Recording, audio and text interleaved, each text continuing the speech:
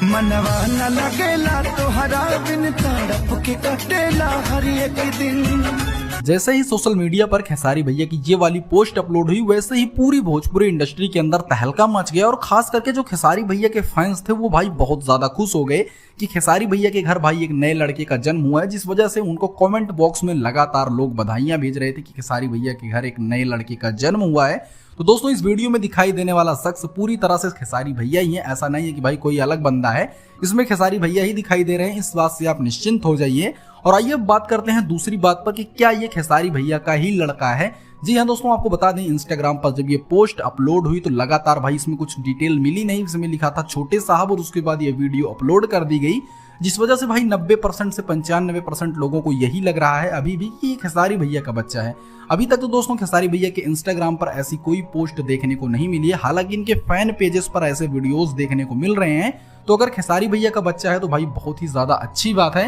लेकिन वैसे मुझे लग रहा है कि किसी इनके फैन या किसी रिश्तेदार का लड़का रहा होगा जिसको आशीर्वाद देने के लिए खेसारी भैया वहां पर गए थे। लेकिन अगर खेसारी भैया का भाई बच्चा है तो और भी ज्यादा खुशी की बात है। जैसे ही सही अपडेट मिलेगी हम आपको पहुंचाएंगे, तब तक के लिए वीडियो को लाइक करके चैनल को सब्सक्राइब रखिए।